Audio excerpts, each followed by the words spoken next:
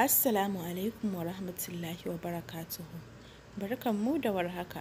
Barkanmu da sake kasancewa da ku a cikin littafin nan namu mai suna aljanar ruwace. Wallafar Aisha MB, ni taku Hafsat Idris Adam mai gwanjo nake karanto muku. Anta Amarya ma hankalinta ya matakar tashi. Ringin wayanta ta ji yana yi ta ɗauka ta kara a kunnenta. Daga ɗayan ɓangaren ta ji an ce mu ki hallara a fada yanzu.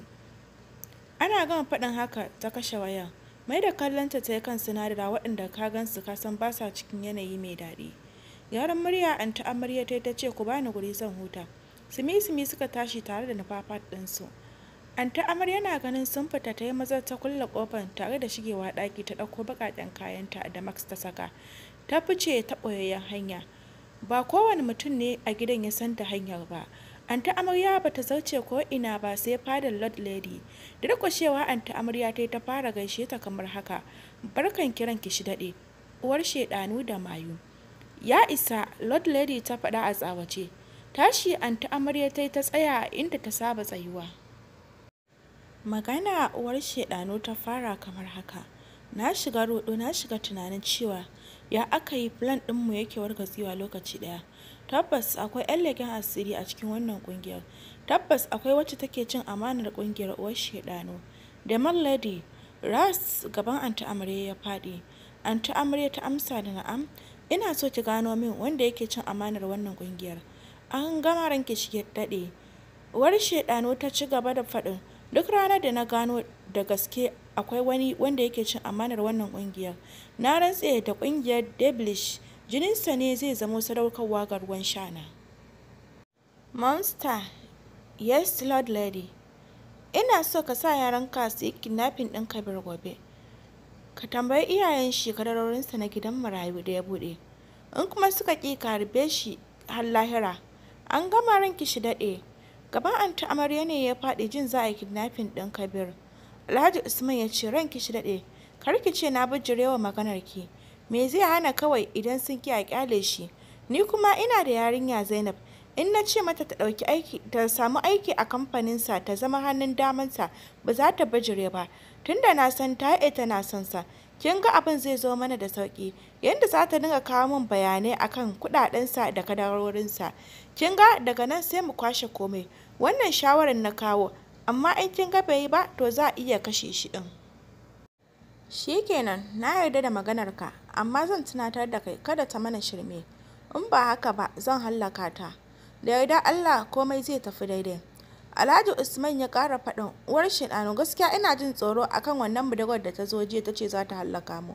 In ba mu yi wasa ba, kada a je da gaske take za ta hallaka mu idan ba mu daina bibiyar rayuwar Kabir ba. A hassale uwar shedanu ta tashi. Sauran ƙungiya na gani suka durƙushe suna yi mata sujjada, suna ba ta haƙuri. Ƙarya take, ba ta isa ta hallaka ni ba.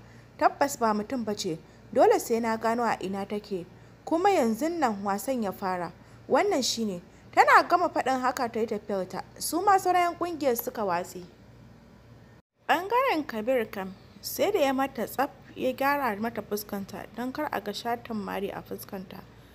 Tashi mu tafi gida ciwon Kabir. Ki same ni a waje don ba zan jira ki ba. Yana kaiwa nan ya yi ficewarsa. Taɓe baki a Mariya ta tare da faɗin kai ka sani mugu kawai. Da a lokacin da zobe na yana tare da ni ne da baka isa ka taɓa ko da ya tsana ba. Tashi ta yi wani mugun ciwon mara ta ji ya zo mata. A daddafe ta fara tafiya hannunta riƙe da maranta wanda yake mata mugun ciwo. Sai da ta je dab da shi kawai ta tafi luhu za ta faɗi. Saurin riƙe ta Kabir yana jan tsaki. Haɗi da zaunar da ita a gaban mota. What? Ya faɗa. Ganin yadda jini ya ɓata shi. Me haka? Inna lillahi. Cike da baƙin ciki da takaici ya ce, ke?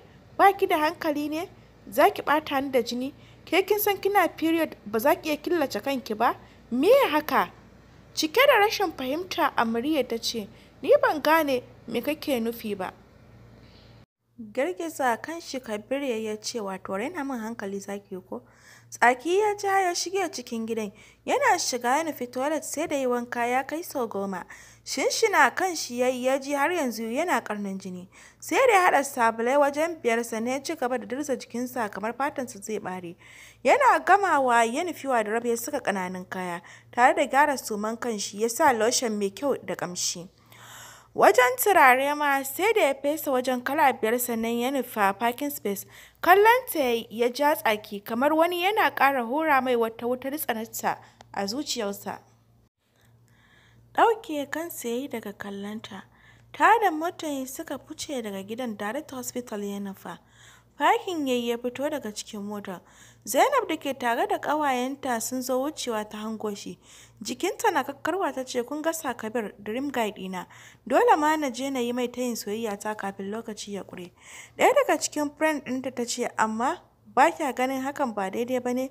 Kin san tsaf zai iya dizga ki a gaban mutane. Murmushi Zainab ta ce, ni 'yar Alhaji Usman za a dizga? Allah ya kyauta. Ku dai ku zuba ido ku gani. Gyara zaman mayafinta ta yi, wanda da shi gara babu don komai na jikinta ana gani. Ta fara tafiya tana lankwasa har ta je gaban shi. Ta ce, sannu.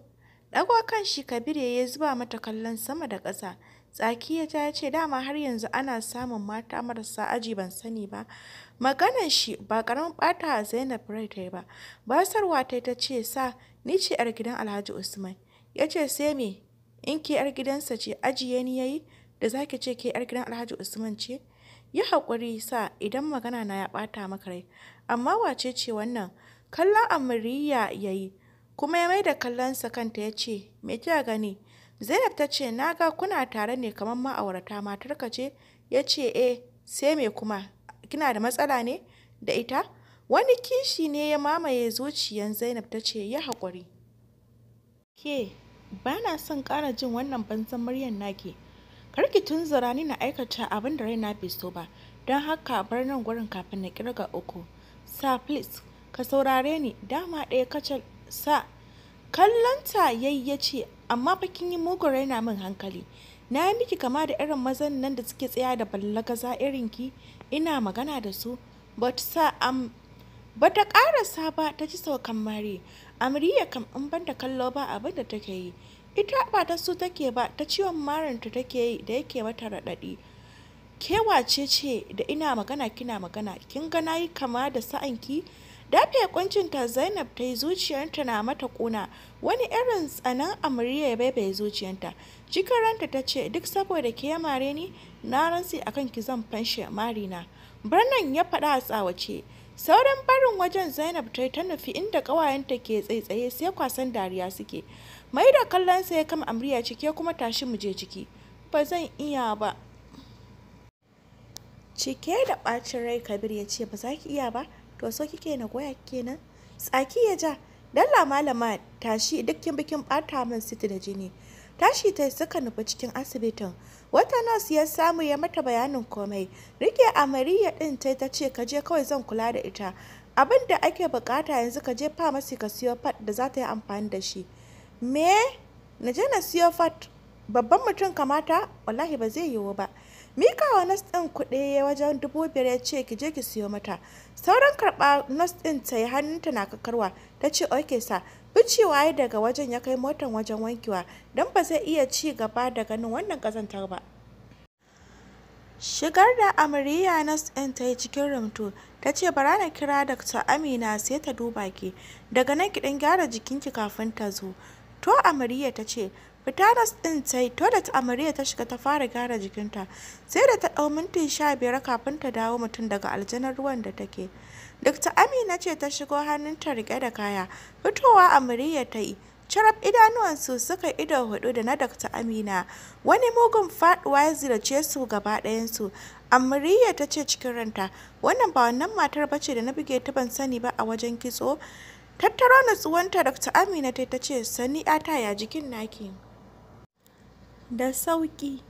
Yawwa, gashi in ji mijinki ya ce na baki ki saka wannan kayan. Amriya ta ce, ba mijina ba ne, ƙanina ne. Zaro ido Dr. Amina ta ce, ƙane kuma ba yaya ba. Amriya ta ce, bai kai na kira shi yaya ba ne, shi yasa na ce ƙanina. Murmushi Dr. Amina ta yi, lokaci ɗaya ta ji Amariya ta shiga ranta sosai. Dr. Amina ta ce in ya je ki fa. Taɓe baki Amariya ta ce ya ji ni ɗin me zai iya wannan mugu. Ba ta ƙarasa ba, idanuwanta suka sauka akan na Kabir wanda ya tsaya fuska a murtuke, hannunsa runguma a ƙirjinsa. Ƙara cikinta ya shiga yi. Hannu na kakkarwa ta karɓi rigar hannun Dr. Amina ta shige toilet. Murmushi Dr. Amina ta ce da alama kana cin zalin wannan sista ɗin taka. Kalli fa tana ganin ka ta ruɗe. Zama yi kusa da ita ya ce kyale ta dakta, za mu gamu da ita ne. Ringin wayan ta ya fara yi, ɗagawa ta tare da yin sallama. Ta ce Yusuf ka fiye takura wallahi. Na ce idan ina duti ka daina kira na ko? Ban faɗa ma ba. Bangaren Yusuf kam ya shagwabe fuska ya ce haba ammi kin san ba zan iya yin awa ɗaya ban ji muryanki ba. To sai ka yi ni ka rabu da ni. Wallahi shi yasa ma nake so babanka ya aurar da kai kowa ya huta. Au ambi kora ta kike yi kenan. Ba dole ba duk ka bi ka addabi mutane ko dan ka san kai kaɗai muka haifa shi yasa kake so ka samun hawan jini? Ammi magana ba za ta kai mu har haka ba. Shikenan zan daina kiranki idan kina duti. Bai a dawo lafiya. Katse wayan ta tare da faɗin wannan yaro baya ji wallahi. Fitowa Amariya ta cikin abaya pink wanda ya matukar yi mata kyau. Ya mutse fuska yayi tare da faɗin in kin gama ki same ni a waje. Yana kaiwa yayi ficewarsa. Yawwa ƴata kin sa pad ɗin? Na sa yawwa. To ga wannan ki rinka sha da safe da kuma dare. Godiya Amariya ta mata a daga nan ta fice daga ɗakin. Murmushi Dr. Amina ta ce gaskiya kyakkyawa ce. Amariya na fitowa ta nufi motar tare da buɗe murfin motar baya ta shiga. Wani kallon baki da hankali ya zuba mata. Wato ga direban ki ko? Dalla fito ki koma gaba kafin ranki ya ɓaci. Fitowa Amariya ta shiga gaban motar. Ficewa suka daga harabar asibitin suka nufi hanyar gida. Hon yayi a take bodyguard suka buɗe kofar.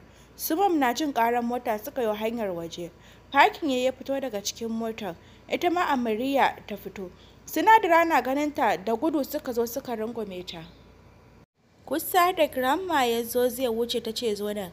Wato kai har na kai tsaya a gaban ka gaishe ni ko? To faɗa min ina kai min yar jikata. Wajen su mam Amariya ta nufa tare da gaishe su. Mam ta ce lafiya mu shiga daga ciki ko? Shiga ciki suka yi gaba ɗaya su shigo ga naka in ban da hura hanci ba abin da yake. Mam ta ce faɗa min ƴata me Kabir ya muke da kuka fita.